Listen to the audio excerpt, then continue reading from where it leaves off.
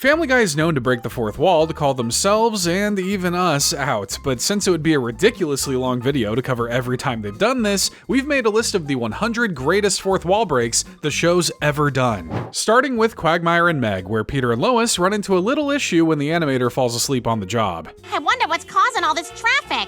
Oh boy, yep, there's the problem. Not drawn yet. So that's why highways always have traffic for no reason. Don't ever say that animators aren't the hardest workers in America.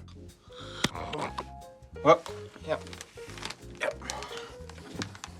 And in The Big Bang Theory, Brian and Stewie managed to send themselves back to before the universe ever existed. But still somehow a large, brightly colored promo for the Cleveland show. It's never too early to start advertising. I'm sure the eventual cavemen will get a kick out of seeing ads for American Dad drawn on their cave walls. In North by North Quahog, the episode opens with Peter addressing the show's prior cancellation. Everybody, I got bad news. We've been canceled. Oh no, Peter, how could they do that? Look, sometimes you just gotta step aside and make room for much more memorable shows, like the 29 that Peter goes on to mention. Fast Lane, Andy Richter Controls the Universe, Skin, Girls Club, Cracking Up.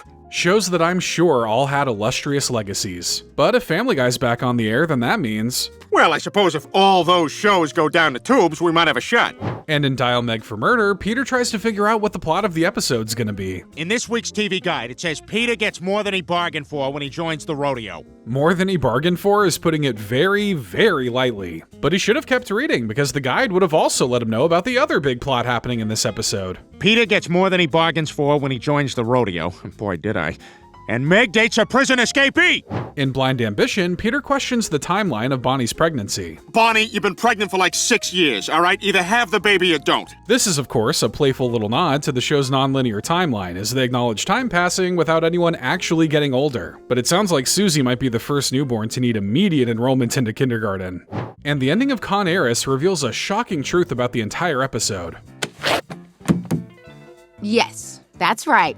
It was a Meg story. Yep, you got us. Though considering this is one of the show's most disliked episodes, I wouldn't exactly be bragging about it. And the entirety of Disney's The Reboot is pretty much one big fourth wall break as people are polled to see what they think of the show. We have decided that Family Guy is ready for a reboot. Reboot?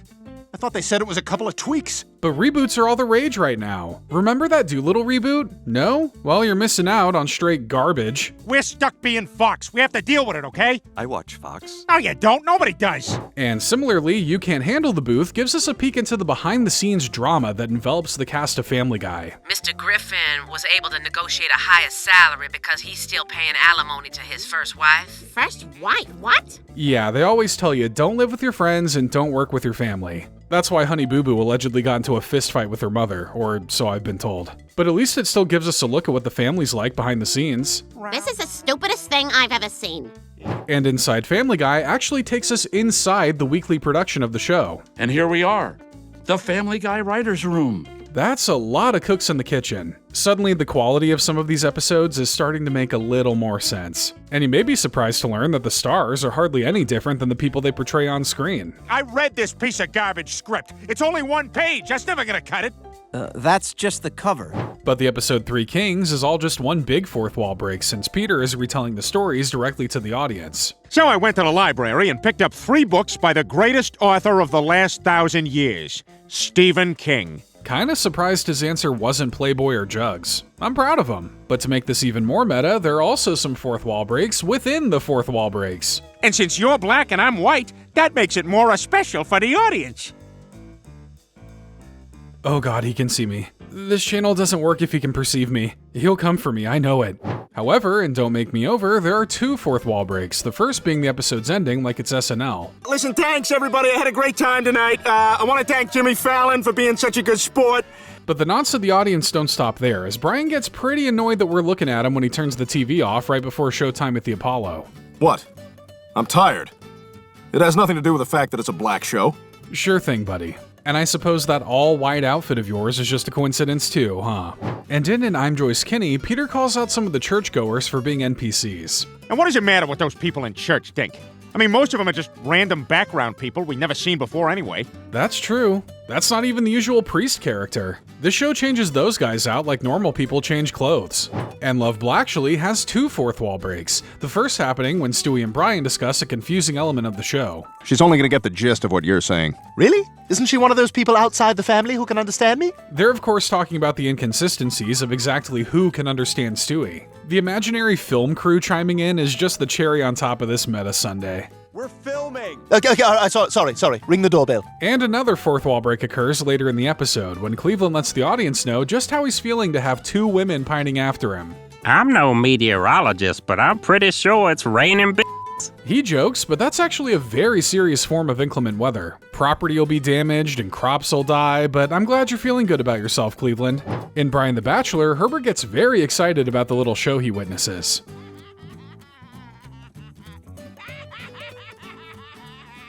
Yep, we see you, man. Imagine being so nefarious that even gravity needs to step in and intervene. And in Dr. C and the Women, the show points out an interesting tidbit about the episode that you may not have noticed. We should check there. Yeah, so Brian doesn't appear at all in this episode, and you'd think it'd be the end of the world considering how people reacted to his absence when he died. They should add a new rule for Brian. Whenever he's not on screen, all the other characters should be asking, "Where's Brian?" See, this cartoon writing stuff is easy. And in Back to the Woods, the audience gets a little update on what happened to Vern and Johnny. You're probably wondering why he's in hell. Johnny liked little boys. Good enough reason as any to get sent there. But what's got Vern stuck in purgatory like this, doomed to haunt the mortal realm with his old-fashioned antics? I don't know, but hopefully he finds a way to get played off into heaven at some point. But in Meg's wedding, Peter gets ahead of the outrage by explaining to the audience that it's just a joke. I'm gay, and like all gay men, it was a choice I made when I couldn't find a table at the high school cafeteria. Honestly, I think everyone's teenage personality can be shaped by that. Think you're into sports? A few minutes of eating lunch with the kids who wear animal ears and tails to school have you thinking differently. We kid, and Peter wants to make sure you know they're kidding too. Cork up those ink pots. We know that's not how it works. And in 8 Simple Rules for Buying My Teenage Daughter, Peter throws us a commercial before encouraging us to keep watching. I can't believe it's not butter. Stick around, more Family Guy coming up. He even does this again at the end, giving us a little preview of the next episode. Next week I run for mayor of Quahog. Do I have what it takes? We'll find out. Don't miss it. Only that's not the next episode, you liar. That's not even a real episode. I tell you, the day we can't trust fictional cartoon characters is the day the world goes down the toilet. In Believe It or Not, Joe's Walking on Air, Peter makes good on the purpose of a prior cutaway in the episode. I hate shows that cut away from the story for some bull. But don't think this is just some pointless cutaway. Like the honorable hunter who uses every piece of the buffalo, the show too makes sure everything has a point to it. This is shown when Peter returns to the cutaway to illustrate what he plans to do to Joe. See, we had a plan for that all along. And in The Father, the Son, and the Holy Fawn, Stewie invites the viewer to change the channel and take a look at some of Family Guy's competition. Go ahead, switch over to ABC for 5 seconds. I'll wait 5 seconds. Now I have to wonder how many people switched over to watch Desperate Housewives and how many people decided to stay and watch it. It's a bold move, but I think it paid off. Oh my god, did you see? Did you see how old and ugly they are? But in Whistle While Your Wife Works, the show's intro gets changed to make it appear like a live performance.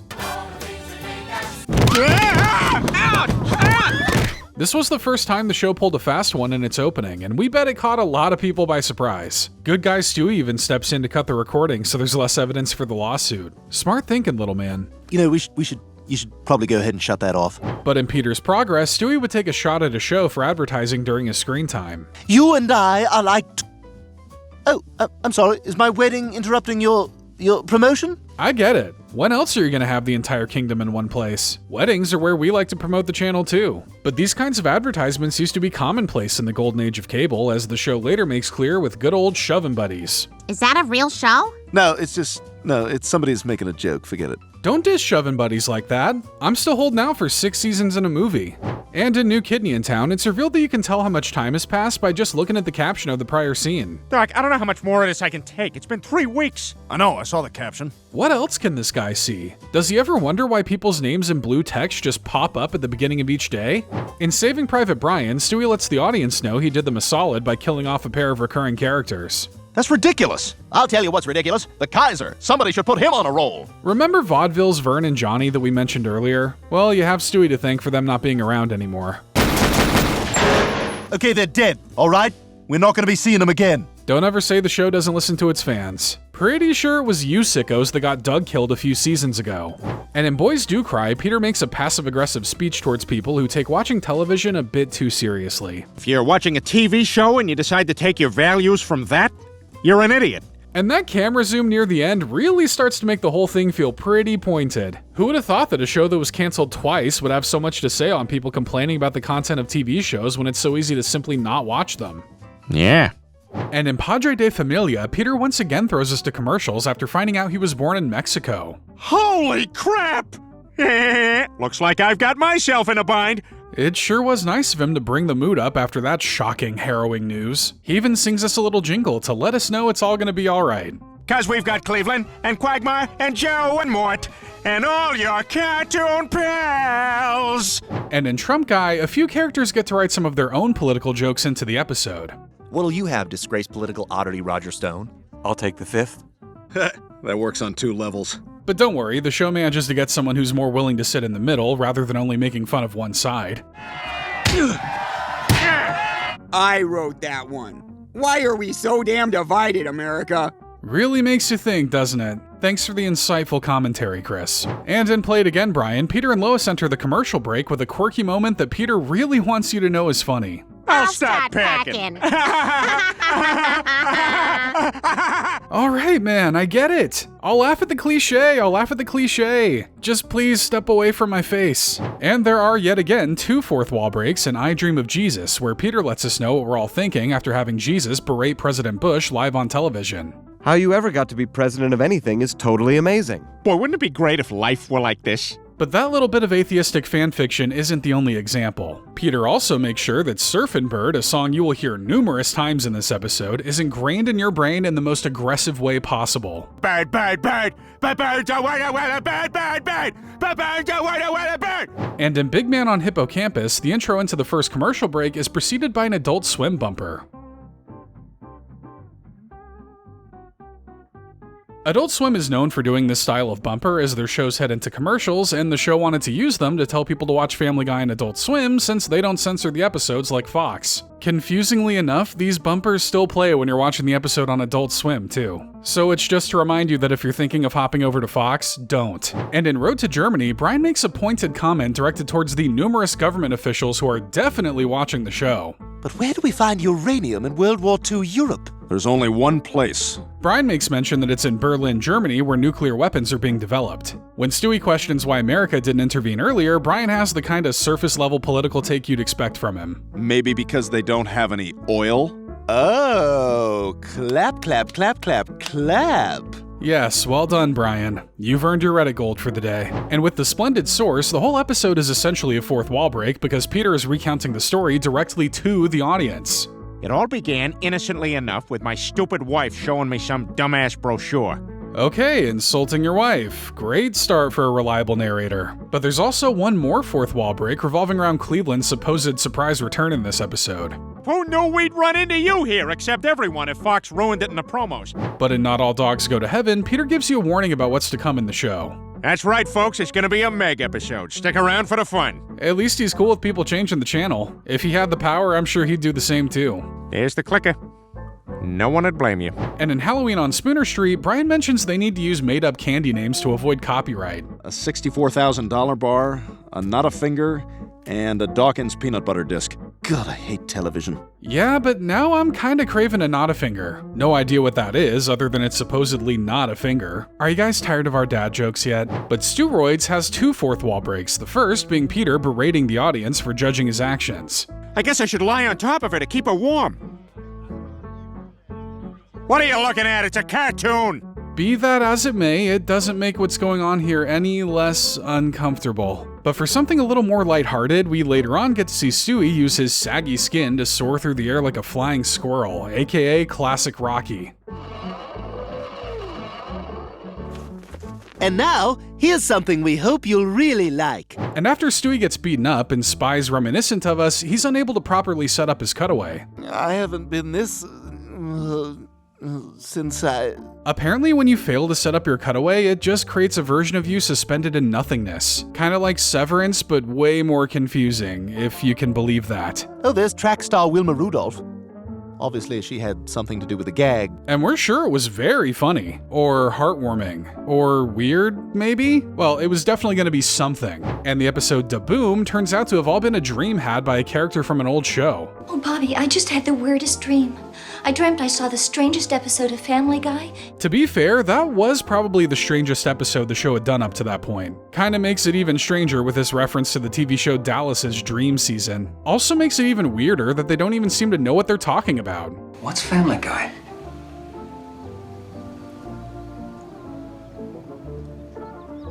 You'd best start believing in Family Guy, Miss Ewing. You're in one. But in Doggone, Peter gives us a reassuring note about the production of the episode. We respect all living beings and assure you that no animals were harmed in the making of this episode. What a relief, because usually 2D animation is done by drawing with animal blood on sheets of animal skin. You don't need to Google that, just trust the word of a fellow animal that has neither blood nor skin. And in Thanksgiving, the producers panic when Peter gives them a bad setup for a cutaway. Well, it sounds to me like you're a regular Benedict Arnold Drummond. What's he expecting us to cut to? Yeah, I'm not sure what he was doing with this American Trader Gary Coleman character mashup either. But they need something to play, and they thankfully have a Cowardly Lion gynecologist bit ready to go. I bet they've been sitting on that one for a hot minute. No. What the hell is going on up there? And in Business Guy, Peter has a slow start to the episode when he doesn't realize they've started filming. Oh, it sure was nice of you to invite us out on your yacht, Mr. Pewterschmidt. Geez, is the director always asleep at the wheel? I guess that would explain the quality of A Million Ways to Die in the West. Look, if the show can roast that movie, then so can we. In Brian the Closer, Chris tries his hand at setting up a cutaway. This is the craziest meal I've had since I had lunch at Tommy Sullivan's house. No, you're not crazy. Tommy Sullivan isn't some fictional character or prominent celebrity, just some kid Chris knows. Absolute rookie mistake. That was just awful, Chris. Terrible. He is not ready for flashbacks. No, he is not. And in Extra Large Medium, Stewie gives the audience a little literature pop quiz. I came to the woods because I wished to live deliberately and see if I could not learn what it had to teach. A beautiful quote that's followed by a multiple choice answer to see if we can guess who said it. Go ahead and pause the video now and see if you did better than the audience. Wow. You know who that is? You know who Thornton Mellon? First of all, it was Henry David Thoreau. Well, obviously it couldn't have been C. Melon is a fruit, not a person. Can't pull a fast one on this old clam. And in Underage Peter, the show takes a jab at an actor, not realizing he's watching the show. It looks like Oliver Platt climbing a flight of stairs. Hey, that's a low blow. Must be hard to be a celebrity watching Family Guy, never knowing if you're going to be on the receiving end of some insult. I guess you could always call the network and complain. Where's the phone? It's upstairs, Oliver. Yeah, they know what they did. And in April and Quahog, Stewie has a message for the parents who buy their kids overly muscular action figures. You buy your kids ridiculously homoerotic dolls and then ask what happened? Yep. Your gay son is on you, buddy. Think we might need a bit more scientific research on that. Maybe those parents should have their sons play with Barbies if they want them to be into women. I don't know, just spitballing here. In Our Idiot Brian, the townspeople rejoice at the realization that this episode isn't completely focused on Meg. Oh, thank God! I thought it was going to be a Meg episode all throughout. Doesn't really seem like something people who don't have electricity would have to worry about, but we share their relief. And in Quagmire's Dad, Stewie tries to tell Brian about this really cool thing that's just for him and the audience to enjoy. Did I tell you about that over there? Stewie, I can't physically see what you're pointing at. Well, his loss. You're never gonna believe what he's talking about. Go ahead, make your guesses. You're probably not gonna get it. An alien in a grass skirt juggling torches. Yeah. Dang, that was gonna be my second guess. But something Dark Side has a few fourth wall breaks, like when Stewie does his best to warn you about spoiling this nearly 50-year-old movie. Hang on. Spoiler alert! Okay. No. I am your father. Respectful, and they got the quote right. Good on them. And they didn't even make any reference to the fact that Dumbledore dies. Oh wait, that's in the prequels. Silly me. And near the end of the episode, Brian talks to the audience about Lando's change of outfit. Seriously, watch the actual movie. Lando is wearing Han's clothes in this scene. It's really weird. It's probably because he recognizes that the long sleeve and vest look is as cool as carbonite. And in Excellence in Broadcasting, Stewie throws some shade at a former Fox show after Brian decides to move in with Rush Limbaugh. This is a bad idea. But I guess sometimes Fox has bad ideas, huh? And if you don't know what Sons of Tucson was, you are not alone. Canceled after only 4 episodes? And they thought it was a good move to replace American Dad with that? Sons of Tucson, new on Fox. When was this on? I watched Fox, I never saw this. But in the episode 420, Peter gets pretty tickled by a cop name-dropping the name of the show in the show. I don't appreciate drug addicts in my town. I'm a family guy. He said it. Never forget that before we had Leo pointing at things you remember in movies, Peter was out here blazing a trail. I always did wonder why they called the show Family Guy, but now it all makes sense. And in Road to the North Pole, the show decides to take a jab at a city in Connecticut. This can't be Santa's workshop. This looks like Bridgeport, Connecticut. Oh boy, get ready for the letters. Turns out the people of Bridgeport love their city. So much so that a guy ends up writing a letter to the show in the episode. And you know, he makes some good points about the beauty of the city. Bridgeport is among the world leaders in abandoned buildings, shattered glass. And the episode Back to the Pilot gives us a glimpse into what goes on while a cutaway's playing. And then there was that time at the ice cream store. They're doing it again, what the hell? Yeah, so apparently back in the day, the cast would just stand motionlessly while the show cuts to a cutaway. Probably just those new show jitters. Nowadays, I don't think they care as much and instead just do whatever they want while they wait. You sure you got time to smoke? Oh yeah, it's an Al Harrington. It goes on for a while. And in Teagues for Two, Peter explains to the audience why they won't be showing the teed-up cutaway involving Michael J. Fox. Now, we were going to show you the actual scene, but it would just make us all sad. And after he describes it as being a joke about Fox's Parkinson's disease, yeah, we can see why they cut it. But after describing it out loud, they decide there's no real point in hiding it anymore. Oh wait, now they're telling me they do want to show it. I really like the finish on this Shiraz. And in Mr. Griffin Goes to Washington, Peter references an actress whose first instinct is to sue him. Profits have been higher than Alyssa Milano. What kind of cheap shot? This might have been a reference to Alyssa Milano's mother threatening to sue the movie Donnie Darko for using her likeness, but we'd wager that Milano was in on the joke given that she was willing to record this clip for the show. But this episode doesn't just break the fourth wall to dunk on a celebrity, it also uses their platform for a very important cause near and dear to Peter's heart. You know, we've had a lot of laughs tonight, but I'll tell you what's not funny. Killing.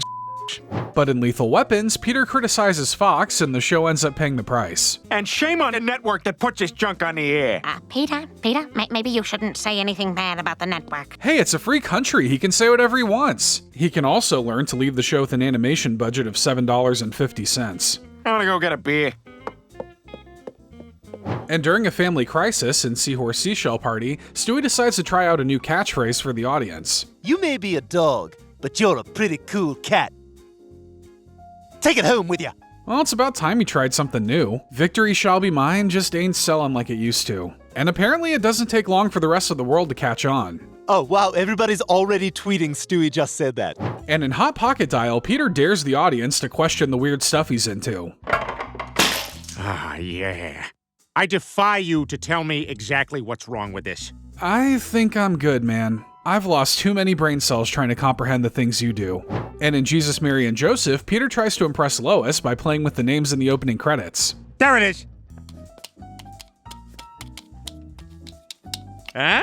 That's certainly something. Not sure why Chemotherapy Vanguard needs a VCR, but you know what? I respect the absolute insanity it takes to see that word in Cherry's name. Well done, writers. Now get a real hobby. And in Road to Rupert, Brian is surprised at just how old Stewie isn't getting. You are getting a little old to have a teddy bear. Brian, I'm 1. Still? What? Look, he'll grow up when he's ready. Until then, he's just gonna keep riding that high of knowing he can go to the bathroom anywhere he wants. And when Carter's baseball team coach dies in the movement, he needs someone to step up to the plate for the job. Where am I gonna get another coach? I'm on vacation. Ah, darn, that would have been funny. Just let the man rest. He's been on TV for over 35 years and constantly has to carry around a ton of Emmys. He deserves his vacation. And in Heartburn, Peter gets mad when Disney won't let them use an iconic character in their episode. And now that we're owned by Disney, we can have Hercules here. No? They won't let us use him? Hey, that's a public domain guy. Where do these billion-dollar companies get off on silencing creativity? Well, who can we use? Launchpad McQuack? No. You know what? I'm exhausted. And in It's a Trap, Darth Vader's surprised to see who one of his admirals is on the Death Star. You got any bags, or did you leave Mrs. Vader at home? Wow, it's you? Are we already out of our own characters? This show will give Roger a prominent role before they even think about giving Meg some screen time. We want to be disgusted, but we just gotta respect the hatred. But in Follow the Money, Meg tries to get the last joke in before the commercial break. A priest, a rabbi, and a Frenchman walk into a bar. Family Guy will return after these messages. Last line! No, it isn't. Thanks for stepping in, voiceover man. Something tells me that joke was heading in a direction that would get us canceled. Save it for your manifesto, Meg. And in Boy's Best Friend, we learn of a little side gig that Meg does for the show. Ein Stück wird's jetzt. Wir sind gleich zurück. I host Family Guy Repeats in Germany. English, Russian, and German? Meg must be dating and or stalking that Duolingo owl. Any German fans out there that can let us know if this is the norm? If so, we're sorry you have to have Meg as your mascot. Gute Nacht von das Disney Corporation. But the Wolf of Wall Street confirms that Brian isn't too great at memorizing his lines. Are you reading off a teleprompter right now? No.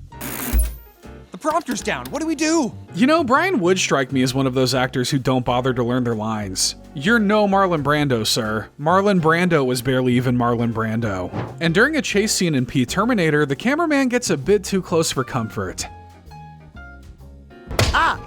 Dude! Sometimes you gotta suffer for your art. How else are people supposed to know how intense this chase scene is if we can't see every single pore on your face? And during the intro to Lottery Fever, the opening number is put on hold for some shocking news. Hold it. What's going on here? I'm pregnant. You're what? So is this one of those yay congratulations pregnancy announcements, or one of those wire a bunch of money into your account to keep you quiet announcements? Either way, if this lady ends up in a ditch later, we probably know who to look at first. Nah. Family Guy! And in He's Black, the intro is once again stopped to make room for Cleveland's return to the show. What's happening? They want me in the line. But where do I go? Home? Well, your day in the sun could only last so long, Mort. Probably for the best. You kinda look like a guy that gets a sunburn pretty easily anyway. And in Farmer Guy, Peter plans to buy a farmhouse with a little help from the network. Nobody called ahead? What? Well, somebody from Fox was supposed to call ahead. They usually take care of it. So that's where he gets all that money from. Well, I guess if TLC can fund things like MILF Manor, then I guess it's only fair that Fox funds Peter's destructive lifestyle. Oh, yes. Yes, that'll be fine. Ah. And once Brian starts using Twitter again in the D in Apartment 23, everyone makes sure to clear out. And we do mean everyone. See? Up, you're gone. And the crowd is gone. And the animators are gone. The animators had the power to stop Brian from tweeting, and they didn't. They'll live another day, but when you have the heart of a coward, can you really call that living? And in Undergrounded, Peter stops Meg's voice actor from promoting her own movies. Bad Moms 1 and 2 are available on most streaming platforms? Don't do that, Mila. Yeah, the rule is if you're gonna reference your other work on the show, it's gotta be negative. We haven't seen Ted 2, but based on how Seth's own show talks about it, we probably never will. And the entirety of Emmy-winning episode is just one big reference to the fact that the show hasn't been able to win an Emmy. Family Guy has been around since 1999, and whenever it's time for the Emmys, they don't give us one. So the whole episode revolves around them copying the styles of other shows in order to secure the coveted award. Kinda what they've already been doing. You want the Emmy, don't you? Yeah! And that is how I became your mother. The episode even brings in other prominent television figures to dissect exactly why the show hasn't won the big one as of yet, whether it be due to lazy writing or inappropriate choices. You can't take a scene from Ferris Bueller, cross out the name Ferris, and replace it with Peter. You just know the writers had that one sitting in the vault for a hot minute, but now we'll probably never get that episode. And in Cool Hand Peter, television copyright rules have the guys dancing around the names of their favorite fast food places. If we pass a McDaniel's or a Burger Queen, let's hop out. Oh, that's right, we're on television. Yeah, it's annoying, but all this talk about eating a flame-grilled bopper is still getting the stomach juices flowing. And in Adaptation, Peter tries to back out of a conversation with Lois only to accidentally end up on a different show. Yep, I backed up all the way into the show before us. Wife talking about her dream. It's cool seeing Family Guy, Bob's Burgers, and The Simpsons managing to play nice. I guess scoring yourself an Emmy before Family Guy earns you a little respect. Why are there two sets of prices? One's the Emmy winner discount. And with Customer of the Week being a Lois-centric episode, Seth MacFarlane earns himself some time off. Why is this story all about Mom this week? What, are we giving Seth's voice a rest? Look, he voices every other character on the show, so we think he deserves this. Still voicing just one character, Mila? That's cute. And after Brian shaves himself in a fistful of Meg, Stewie decides to dress him up to make him look a little more normal. Hi, Stewie and... Stewie! This is next week's story. Get there. It's actually not, and probably for the best. The less time we gotta look at Brian in his sun-dried tomato phase, the better. And in Cop and a Half-Wit, Chris tries to talk about the dangers of concussions, only to get drowned out by the NFL. That brain injuries are directly linked to dementia and suicides in former players. I admire the passion, Chris, but we're still living in the days of gladiators risking their lives for our amusement. Unfortunately, there just isn't another way to play a ball game without scrambling your brain. You can play the music louder, but you can't silence the truth! And in Griffin Winter Games, Meg ends up competing with a ghost from her past. Lacey Chabert? That's right. This should be my Olympics. Shut up, Meg! No, you shut up, Meg. Still bitter after all these years. You hate to see it. I guess those hot Frosty royalties aren't exactly bringing home the bacon like she hoped. Oh yeah, and in this episode, Peter also has a unique way to send us out. Ow! A northern bird flew into my nuts! Go to commercial! And in the unkindest cut, one of the show's other characters takes a crack at writing the episode. Brian and Stewie laugh, the image freezes, the end.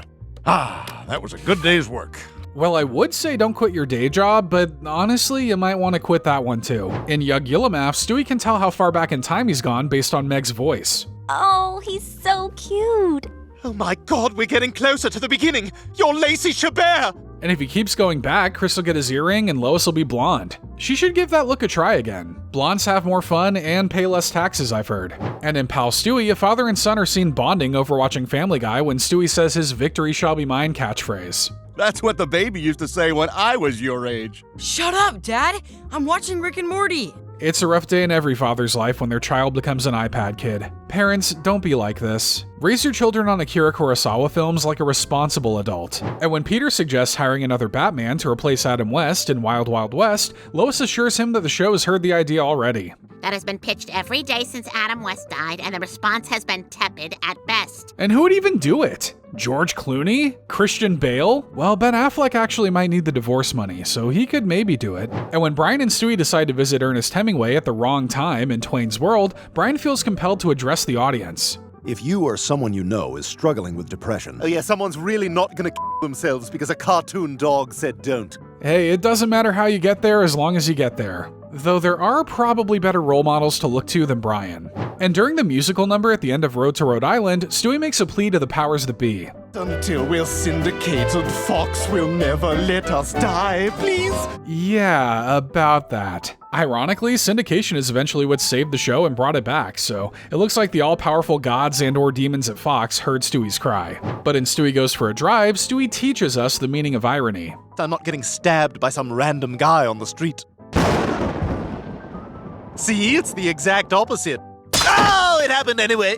Oh, there's the guy. I guess he must have been a little late on his cue. And in Christmas Guy, the show makes reference to its unmoving timeline. It's time for the Christmas carnival. It's Stewie's first Christmas. Again? They say you never forget your first real Christmas, but we think Stewie's gonna start forgetting which Christmas. In The Simpsons Guy, Peter starts feeling a little on edge when the episode goes on longer than usual.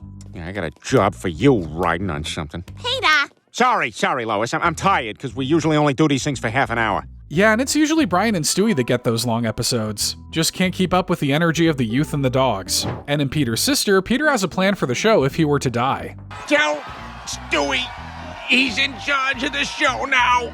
Honestly, probably not the worst hands to leave the show in. Looks like the baby might have jumped the gun before waiting to see if Peter had a pulse, though. Sorry, I was told I was in charge now.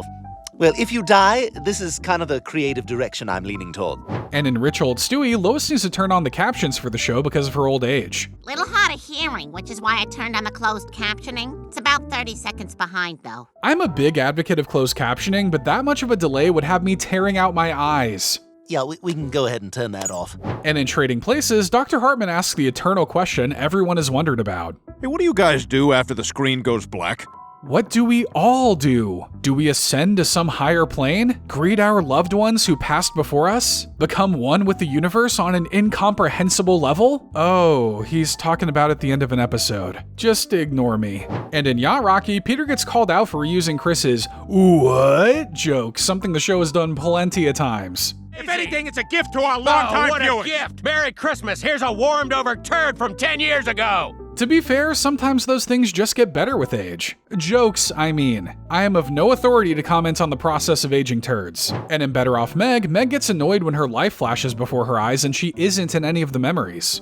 I'm a tomato. I'm not in any of these. Such a shame because she lived a very interesting life. Though I will say, I feel like most of Meg's memories are probably best forgotten. I was in the Kingsman fight. That could have been in there. And in Stewie's first word, Peter comments on a newer issue involving the show that a lot of people have had a problem with.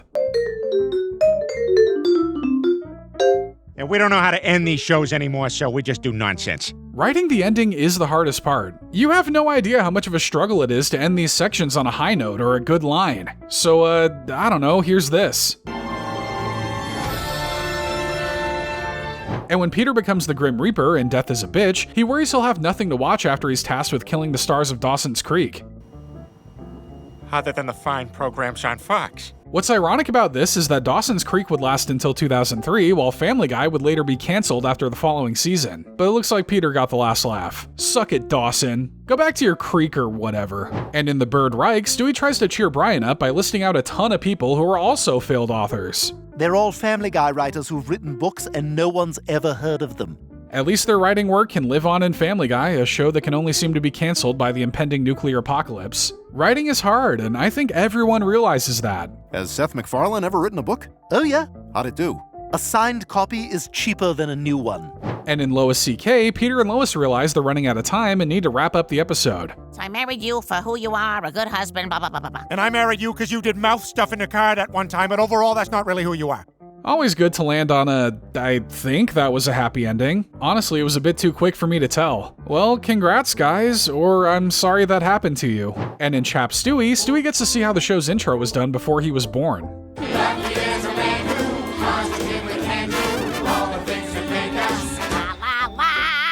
Well, we can probably believe that Peter and Lois had Stewie just to find that missing piece to that song. A good enough reason to have a child if we've ever heard one. And in Lifeguard Meg, Peter tries to barter with Meg by offering her an elevated role in the show. You know, laugh and cry? You know, in the song where Stewie says laugh and cry? Let me stay, Meg, and it's all yours. It is possibly the most memorable part of that song. And if she wants, she can finally sing it as Effin' Cry, like some people thought it was for years. And in A Lot Going On Upstairs, Stewie has a nightmare about getting benched from the show. Pumpkin pie?